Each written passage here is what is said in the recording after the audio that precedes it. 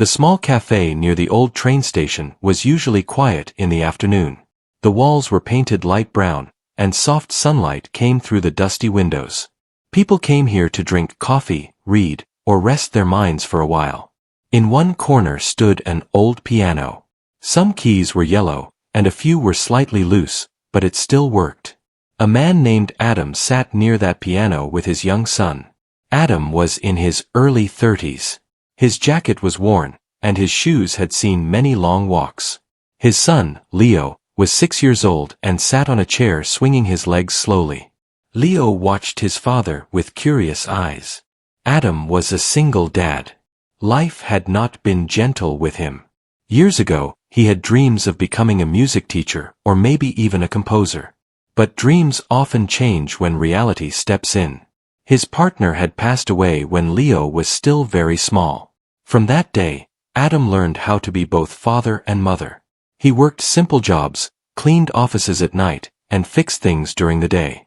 Music stayed with him quietly, like a friend who never left but never spoke too loud. That afternoon, Adam had no plan to play the piano. He had come only to rest his feet and buy Leo a small piece of cake. But when Leo saw the piano, his eyes lit up. "Papa, you play," Leo said softly. Adam smiled. "Maybe another day." But Leo kept looking at the piano. "Just one song," he said. Adam looked around. Only a few people were there. A man reading a newspaper. A woman typing on her laptop. And near the window, a woman in a dark blue coat sat with a cup of tea. She looked calm and serious. Adam did not know her name. He did not know she was a powerful CEO named Mira, owner of a large technology company visiting the town for a business meeting. Adam stood up slowly. He had not played in public for a long time. He walked to the piano and sat down. His fingers rested on the keys. For a moment, he closed his eyes. Then he began to play. The melody was gentle at first. Soft and slow, like a memory walking through an old street. The sound filled the cafe, warm and deep. People lifted their heads. The man with the newspaper stopped reading. The woman with the laptop paused her typing. Near the window, Mira froze. Her hand stopped in the air, holding the cup. Her eyes widened slightly. Her heart beat faster. She knew this melody. She knew every note. Years ago, when she was young and not yet successful, someone had written this song for her. A boy with kind eyes and messy hair. A boy who loved music more than anything. His name was Noah. Noah had been her first love. They were students together in a small music school. Noah used to play the piano late at night when the building was empty. Mira would sit nearby, listening. One evening, he told her he had written something special. He played this very melody and said it was her song. Mira had not heard it since that time. Life had moved fast. Dreams had changed. Paths had separated. Noah disappeared from her life without explanation. She searched for him for a while, but then work, ambition, and success took over. Now, in this quiet cafe, the song returned. Mira felt her throat tighten. Her eyes stayed on the man at the piano. He did not look like Noah. Noah had been thin, full of energy, always smiling. This man looked tired, older, carrying a heavy past. But the music was the same. Adam played with care. His fingers moved naturally, like they remembered the path on their own. He was not thinking about the people listening. He was thinking about his life. About the nights he stayed awake worrying. About Leo sleeping beside him. About love he lost. Music was the only place where he felt whole again. Leo watched his father with pride. He had seen his dad tired many times, but now Adam looked different. Calm. Strong. The melody grew deeper. Some notes carried sadness. Some carried hope. It felt like a story without words. Mira stood up slowly. The cafe owner looked surprised but said nothing. Mira walked closer, step by step, as if afraid the sound might break. She stood only a few feet away from the piano. Adam did not notice her. He kept playing.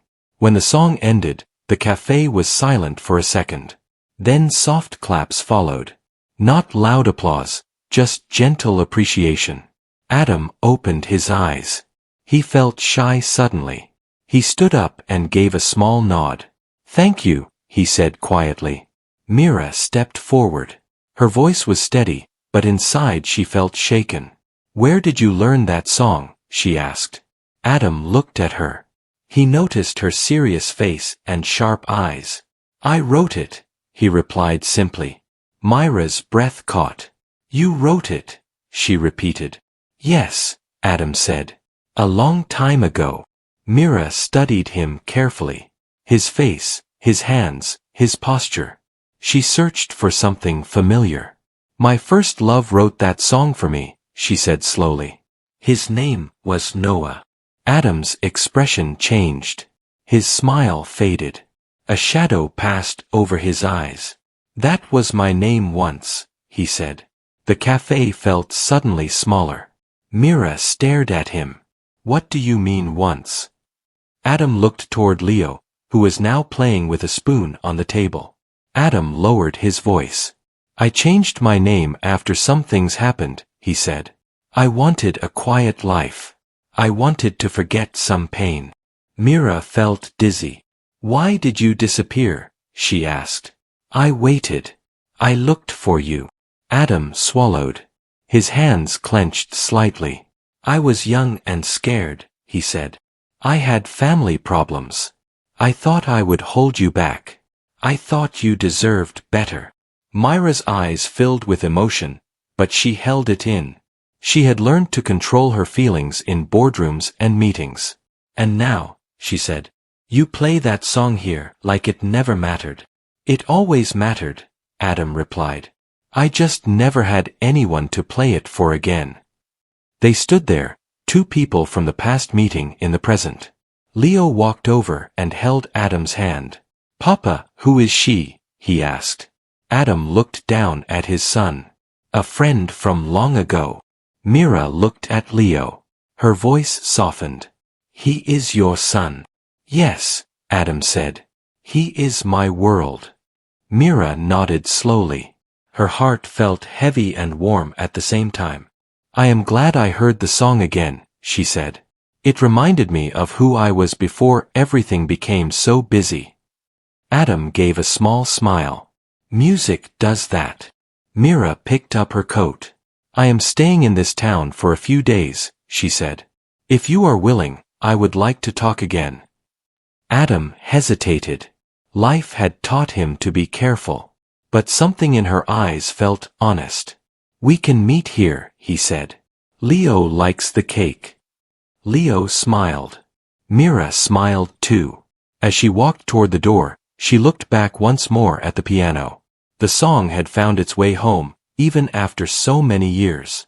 Adam sat back down beside his son. He did not know what the next days would bring. But for the first time in a long while, his past did not feel like a burden. It felt like a beginning. The next morning arrived quietly. The town woke up slowly, with light traffic and soft sounds from nearby shops opening their doors. Adam woke before Leo, as he usually did. He sat on the edge of the bed and stared at the wall for a long moment. His mind was full. Meeting Mira again had opened a door he believed was closed forever. He had spent years pushing those memories away. Now they were back, clear and alive. Leo turned in his sleep and mumbled something. Adam smiled and gently brushed his hair. No matter what happened next, his first duty was clear. He would always protect his son.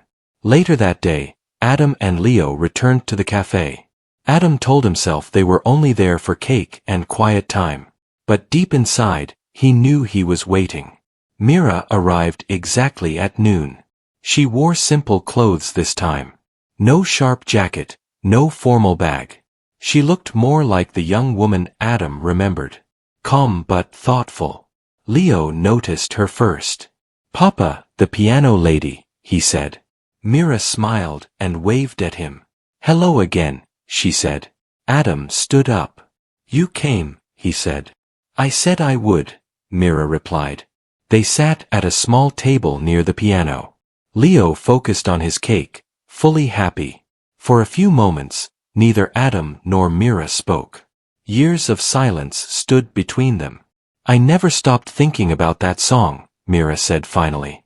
But I told myself it was part of a life that no longer existed. Adam nodded. I did the same. Mira looked at him carefully. Why did you really change your name? She asked. Adam took a deep breath. After I left the city, my life fell apart for a while.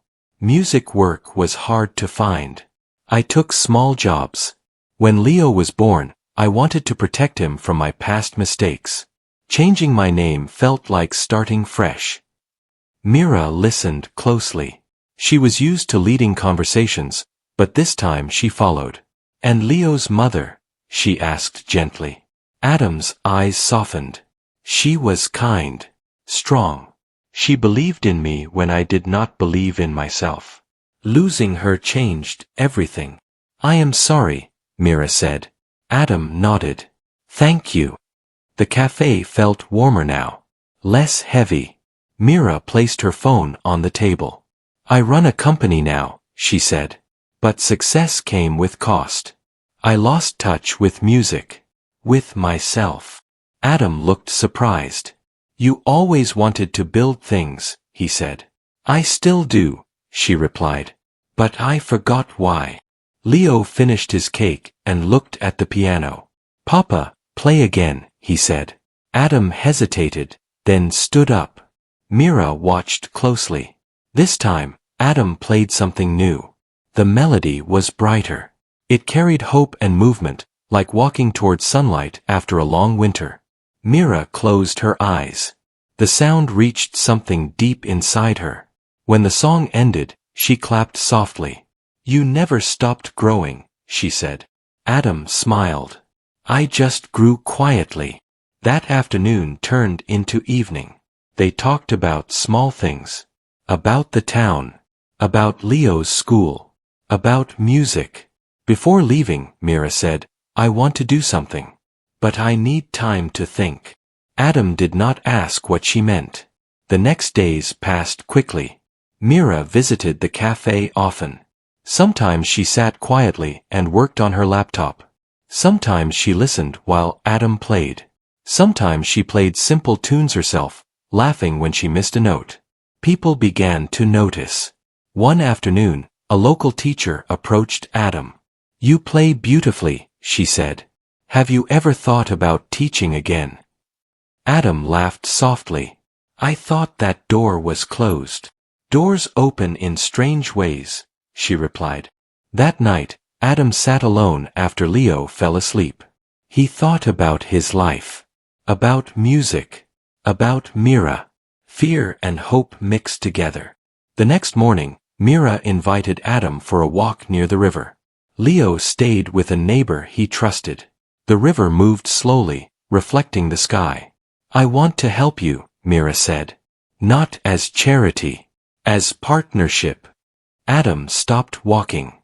What do you mean? I want to open a small community music center here, she explained.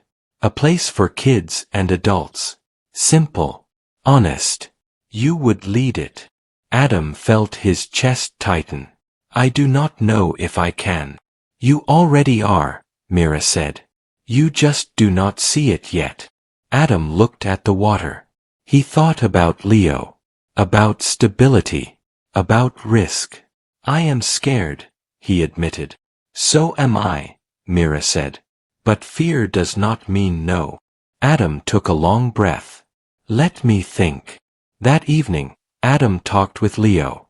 Papa, you happy when you play, Leo said. Adam smiled. Yes.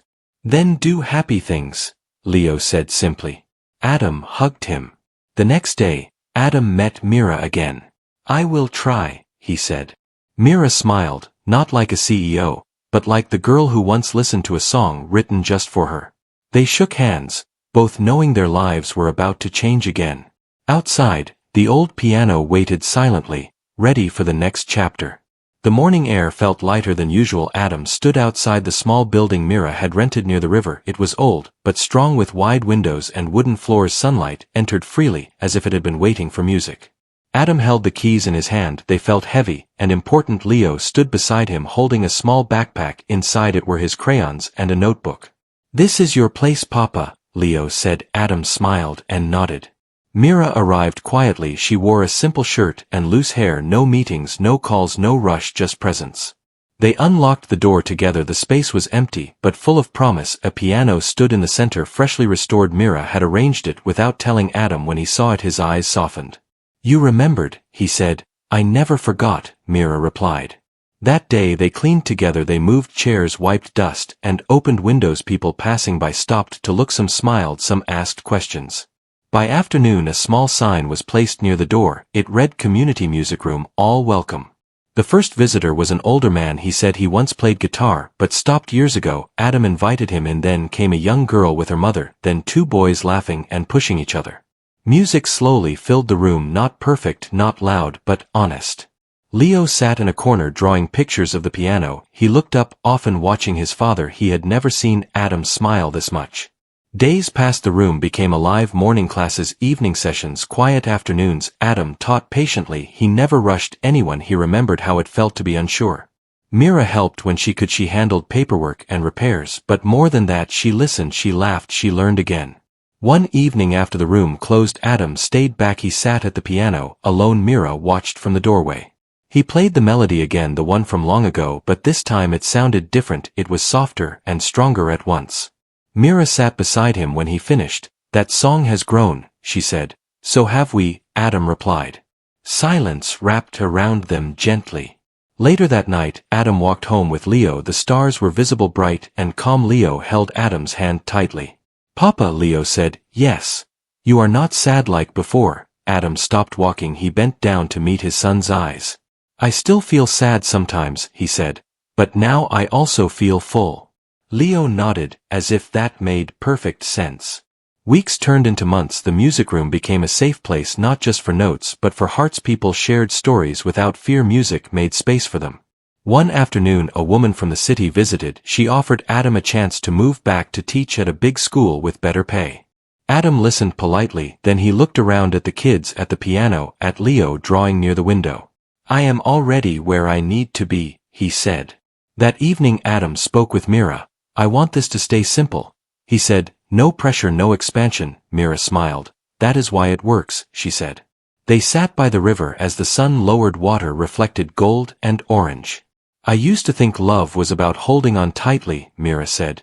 "Now I think it is about letting things breathe."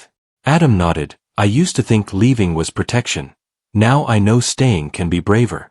They did not rush their words. They did not name anything. They simply allowed time to move. One quiet morning the cafe owner brought over the old piano. He said it belonged here now. Adam thanked him deeply. The piano was placed near the entrance so everyone could see it first. On opening day of the season, Adam played. Leo sat beside him. Mira stood among the people. The melody flowed through open doors out to the street, to the river, to the sky. It carried loss and hope, fear and courage, endings and beginnings. Mira felt tears but did not hide them. Adam felt peace and did not question it. When the song ended there was no applause, only stillness, the kind that means something real has been felt. Adam looked at Leo. Leo smiled back. The past no longer stood behind them like a shadow, it walked beside them like a teacher. The song had found its place not just in memory, but in life. And this time it stayed. The season changed quietly. Leaves turned yellow, then soft brown. The river moved slower. The town felt calmer. The music room had become part of daily life. People did not call it a project or a center, they called it a place. Adam arrived early every morning. He opened windows first. Fresh air mattered to him. Then he checked the piano, always gently. Leo grew comfortable there. He helped arrange chairs. He greeted visitors proudly. "This is my papa," he would say. Adam never corrected him. Mira visited less often now, not because she cared less, but because she trusted more. The room no longer needed her presence, it needed space. Still she came on quiet days. She sat near the window with tea. Sometimes she listened, sometimes she played simple tunes. She laughed at her own mistakes. One afternoon a young boy named Sam came alone. He stood near the door, unsure. Adam noticed immediately. "You can come in," Adam said softly. Sam shook his head. "I do not know anything," he said. Adam sat on the floor to meet his eyes. "That is the best place to start." Sam smiled a little. He stayed. Moments like that reminded Adam why he stayed, why he chose this life, why fear no longer decided for him. That evening after closing, Mira waited outside. The sky was pink and wide. "I got an offer to return to the city," she said. "They want me back full time." Adam listened without tension. He had learned to listen without fear. "What do you want?" he asked. Mira looked toward the music room. "I want to keep something real," she said. They walked slowly along the river. Neither rushed the steps. "I am not asking you to come," she added. "I just want you to know." Adam nodded. "I want you to choose freely." That night Mira left town. No promises, no sadness, just honesty. Days passed again. Life continued. Adam taught. Leo grew. Music flowed. One morning Leo played a melody on the piano. It was uneven and playful. Adam watched from behind. "That is your song," Adam said. Leo beamed. Later that week Mira returned. She carried no bags, only a smile. "I stayed in the city 2 days," she said. "I felt empty." Adam did not answer right away. "I am not done growing here," she continued. Adam smiled. "Neither am I." They did not define anything, they simply shared time. Months later the town held a small gathering. Music filled the street. People brought food and stories. Adam played, others joined. Guitar, drums, voices. Mira stood beside Leo. She held his hand. Gently Leo leaned into her without thinking. Adam noticed his heart felt steady. As the sun lowered Adam played the old melody once more, but this time Leo joined, one hand on the keys. 2 generations in sound.